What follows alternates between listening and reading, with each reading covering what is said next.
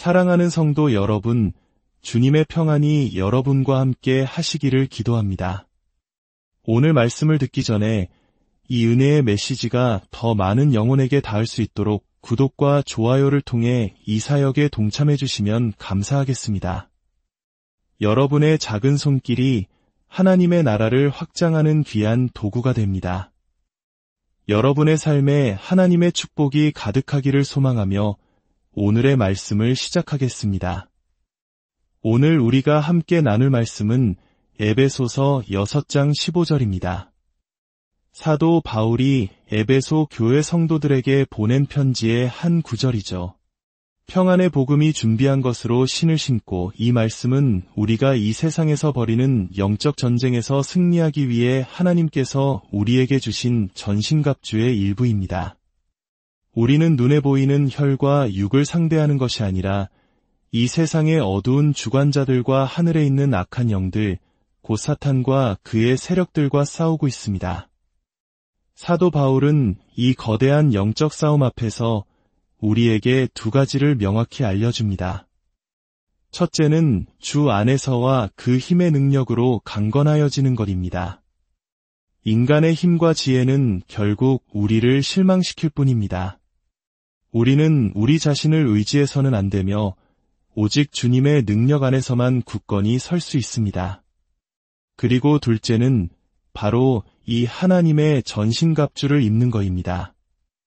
우리는 이미 진리의 허리띠와 위의 호심경에 대해 살펴보았습니다.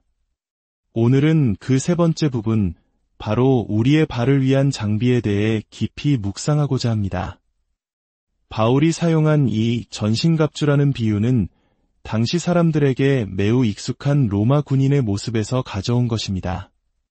우리는 이 비유를 해석할 때 너무 문자적으로 파고들거나 상상력을 더해서는 안 되며 오직 사도 바울이 의도한 영적 의미에 집중해야 합니다. 이 비유는 우리 신앙생활의 모든 부분이 이 영적 전쟁에 참여하고 있음을 상기시킵니다. 머리부터 발끝까지 우리의 전인격이 이 싸움에 연관되어 있으며 어느 한 부분도 소홀히 여겨서는 안 됩니다. 어떤 분들은 가슴이나 허리에 비해 발은 그다지 중요하지 않다고 생각할지도 모릅니다. 심장과 양심, 의지와 욕망이 자리한 가슴은 생명과 직결된 중요한 부분임이 명백합니다. 그에 비하면 흙과 먼지를 밟고 다니는 발은 거칠고 덜 중요해 보일 수 있습니다. 하지만 이것은 사탄이 우리를 속이는 위험한 생각입니다. 전투에서 발을 다치거나 미끄러져 넘어진 병사는 아무리 심장이 강하고 허리가 튼튼해도 적의 손쉬운 먹잇감이 될 뿐입니다. 발이 없이는 제대로 서거나 나아갈 수 없습니다. 사도 바울이 이 서신에서 계속 강조하는 단어는 바로 서라는 것입니다. 굳건히 서고 대적하여 서는 것.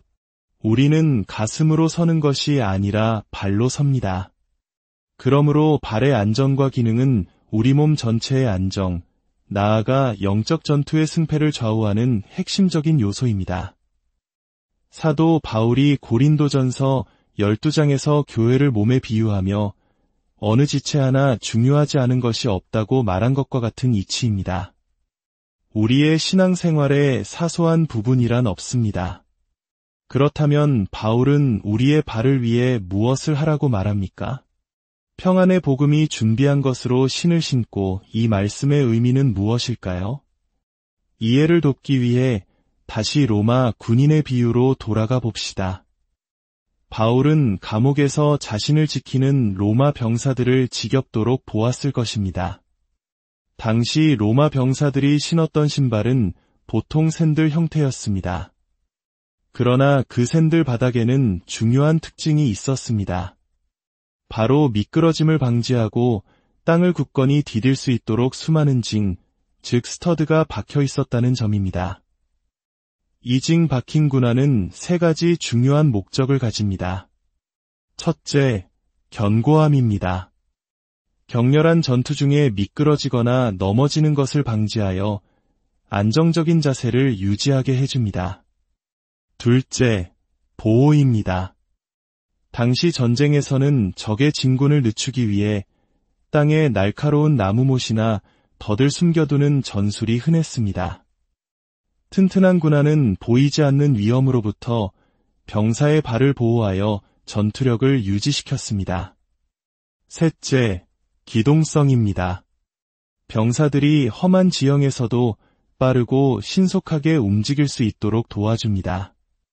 알렉산더 대왕이 군대의 기동성을 극대화하여 대제국을 건설한 이래로 신속한 움직임은 군대의 핵심 역량이었습니다. 바울은 이 로마 군인의 신발에서 영적 전투를 치르는 그리스도인을 위한 깊은 통찰을 발견한 것입니다. 그렇다면 평안의 복음이 준비한 것이란 정확히 무엇을 의미할까요? 여기서 준비라는 단어는 준비태세, 준비됨, 장비라는 의미로 해석하는 것이 가장 정확합니다. 즉, 평안의 복음이 우리에게 제공하는 영적 장비로 발을 무장하라는 뜻입니다.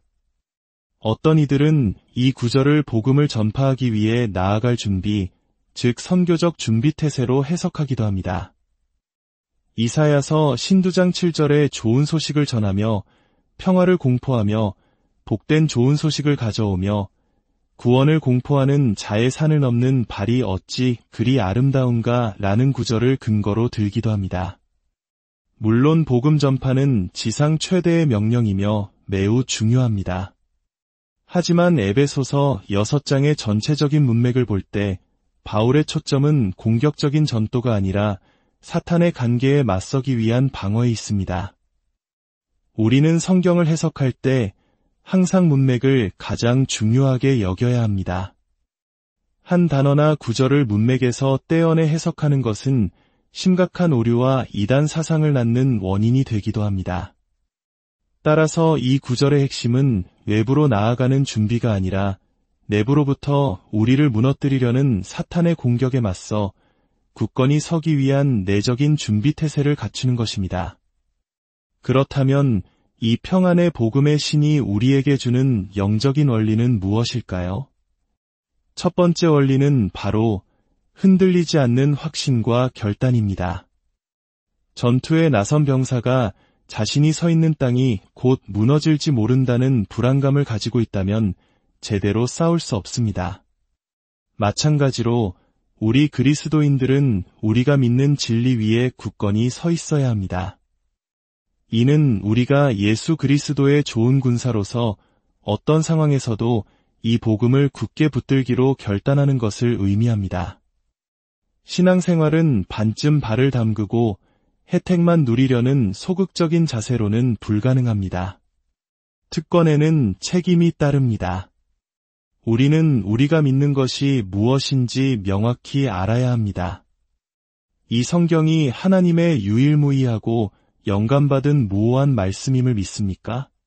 예수 그리스도의 신성과 동정녀 탄생, 그의 기적과 대속적인 죽음, 그리고 문자적이고 육체적인 부활을 굳게 믿고 그 위에 서 있습니까? 오늘날 교회 안에는 평안의 복음의 신을 신지 않은 채 미끄러지고 흔들리는 사람들이 너무나 많습니다. 타협하고 세상과 적당히 섞이고 무엇을 믿는지조차 희미해져 갑니다. 마르틴 루터가 모든 교권과 전통 앞에서 내가 여기 서 있나이다. 나는 달리할 수 없습니다. 라고 외쳤던 것처럼 우리도 진리 위에 굳건히 서야 합니다. 이 결단은 교리적인 문제뿐만 아니라 우리의 삶 모든 영역에 적용됩니다. 세상의 애 친구들이 과거의 죄악된 삶으로 우리를 유혹할 때 우리는 단호하게 거절하고 믿음의 자리에 서야 합니다. 이것이 바로 평안의 복음의 신을 신는 것입니다. 두 번째 원리는 끊임없는 경계와 영적 민첩성입니다. 준비태세라는 말은 항상 깨어 경계하는 자세를 의미합니다.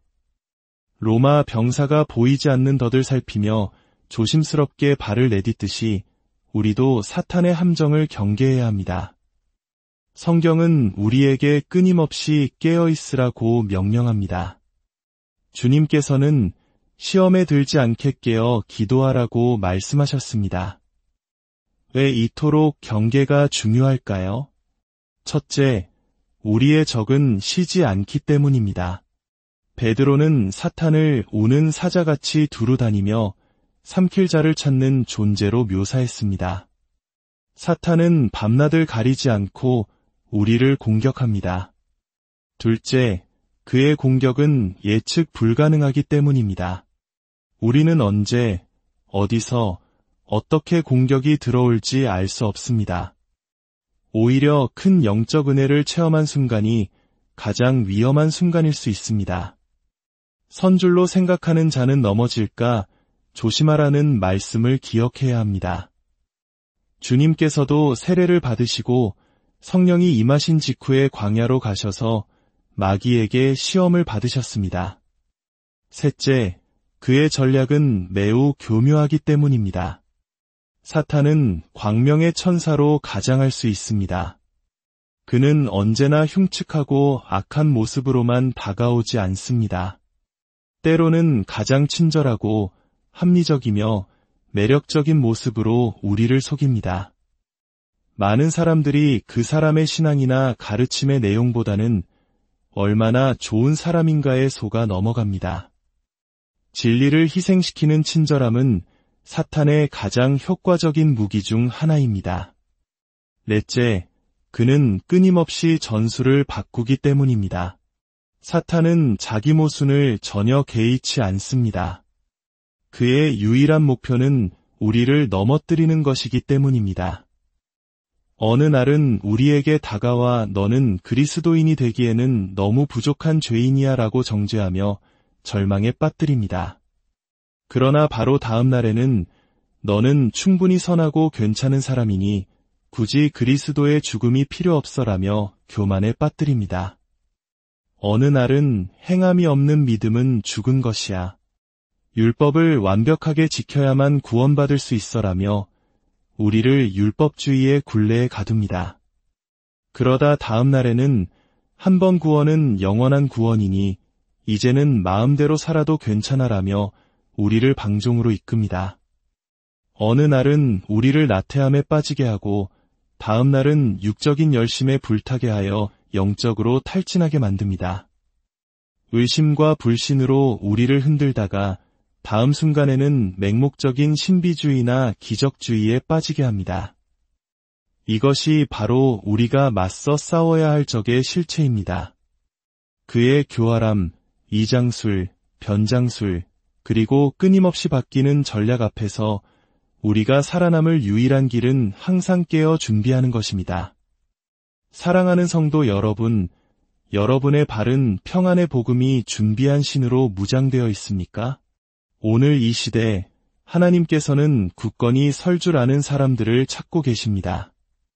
기드온의 300 용사처럼 수가 많고 적음이 중요한 것이 아닙니다. 하나님께서 신뢰하실 수 있는 한 사람, 어떤 상황에서도 타협하지 않고 믿음의 자리를 지키는 그 한 사람을 통해 하나님은 위대한 일을 행하십니다. 하나님께서 우리에게 이 지혜를 주셔서 흔들리지 않는 확신과 끊임없는 경계라는 평안의 복음의 신을 굳게 신고 모든 영적 싸움에서 승리하는 저와 여러분이 되기를 주님의 이름으로 간절히 축원합니다.